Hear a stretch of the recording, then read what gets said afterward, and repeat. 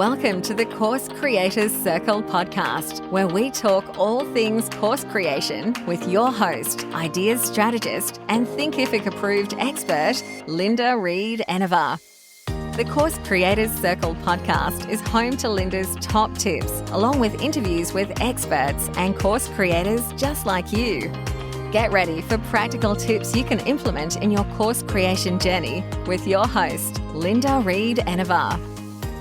Sometimes as course creators, we are our own worst enemy when it comes to creating our course, getting our course out there and marketing it. We can sabotage the process. And I'm not going to pretend that I am one of these course creators that's got away with creating my courses without sabotaging my own journey. So in this episode of the Course Creator Circle podcast, we're going to tackle that one. Could you be sabotaging your own course? Now, the first thing that I see with most course creators where we sabotage our own journey is procrastination. We constantly put off starting or finishing the coursework, and quite often it's the finishing of the coursework. Now, if you know me and you're part of my Marketing Circle membership, you will know that I took some time off to record a course last year, and I procrastinated with the finishing. It was all recorded, the workbooks were all done, I just needed to do the final editing, but I could find something else that was coming up. Now that it's edited, it's out, it's selling, it's doing all of that stuff, but I was sabotaging myself in that journey. So give yourself achievable chunks, give yourself deadlines. Pre-sale is always a good one for not self-sabotaging your launch and your journey, because if you've got a deadline and a countdown timer, there's nothing more motivating than finishing your course that way. If you're looking at starting your course, get the Course Creator Circle planning sheets out or get your guidebook out and run through that journey and start to plan it, and then get your calendar out and set aside time within your week to record that course. It could be 1 day a week, it could be 2 or 3 days. And as you heard me mention, I quite often take time away to go and record a course so that I can focus and get that content out there. And that brings us to number 2, lack of focus. We get distracted while working on our course and we tangent and we come off with another idea and another idea. So the course gets too big. So we lose our focus. Our course needs to be on one topic and help our people master that topic. If you come up with the other ideas, write them in a piece of paper, put them in somewhere, but don't lose focus on getting this course and done so that we can deliver that first win for the creator. And this is a big one. The next one that we talk about sabotaging our own journey is the imposter syndrome, the negative self-talk. I'm not good enough. That lesson's not good enough.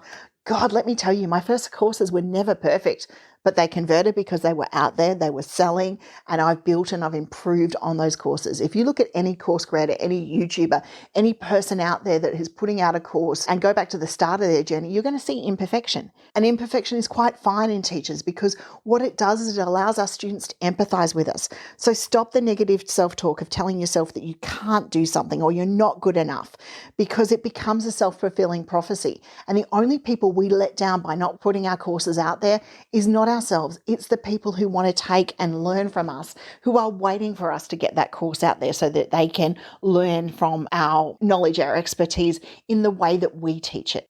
One other thing that I see course creators quite often stumbling over in their course creation journey and self-sabotaging is they overcomplicate things and they don't ask for help when they need it. Now, course creation is new to a lot of you, and you are going to need help, and you're not going to have the expertise of someone who's been doing it for years. So tap into those communities like the Course Creators Circle and ask questions. Ask questions about how do you do stuff.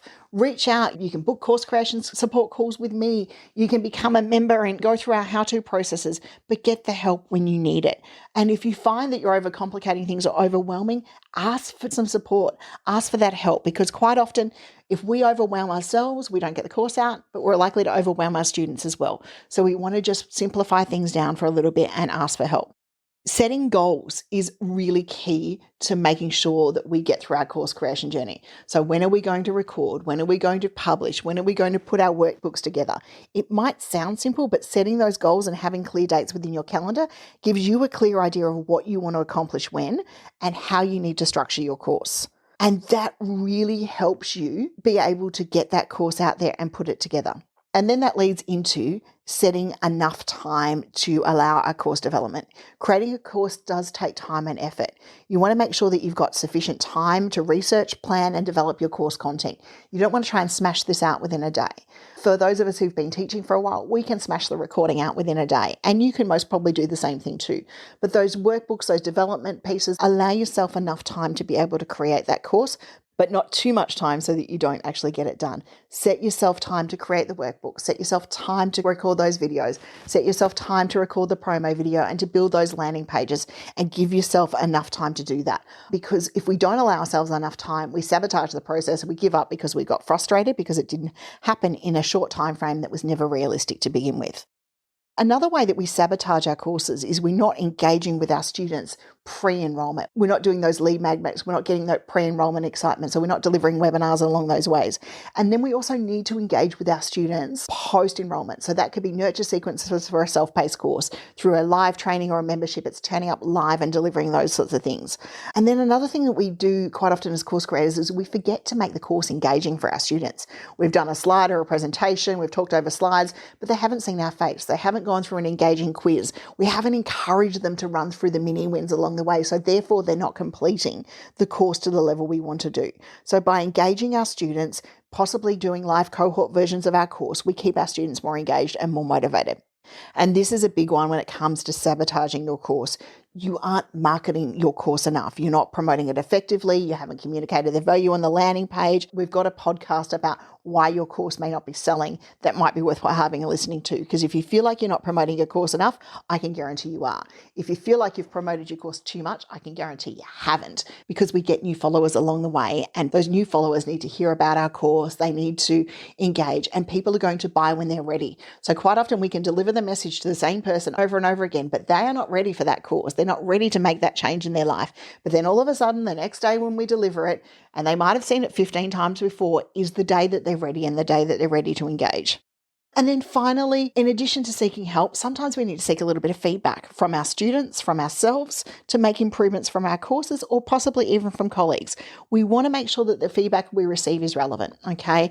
This isn't a time to ask family and friends. This is a time to make sure that the feedback that you're getting on your course is mainly from your target market. So if you find your course is not selling, maybe find a couple of people in your target market, offer it to them, and ask for the feedback. I know when I've gone through this process myself, it's quite often that I've skipped over something that's second nature to me. So therefore, people aren't understanding it, or they're not seeing the value. And in the landing pages, I need to communicate that a little bit better. And I know when we do course landing page reviews, and I just did one today, it's quite often that we haven't actually focused on what's in it for the student in our landing page. We've gone, you need to know, you need to know, you need to know. And what needs to be put in that landing page for the student is, you're feeling like this. Our course is going to take you to the end from that area from there. And it's one of the things we provide in feedback in landing pages. So making sure that you do that and getting some people to provide feedback in that way. As course creators, sometimes we're our own worst enemy. We don't market enough. We procrastinate. We feel like we're not good enough. We don't put ourselves out there in podcasts and other places to promote our courses. Please, whatever you do, if you find that you've related to one of these areas, stop the self-sabotaging journey, stop the habit, and start getting out there and sharing. If you need to, come in and ask me inside the Course Creators Circle Facebook group. I'll happily take your question and answer where you're feeling stuck and try and give you some direction in ways of being able to move forward within your course creation journey and stop that sabotage process for you. Thank you for listening to the Course Creators Circle podcast. Don't forget to check out the full range of resources available for course creators at www.thecoursecreatorscircle.com.au.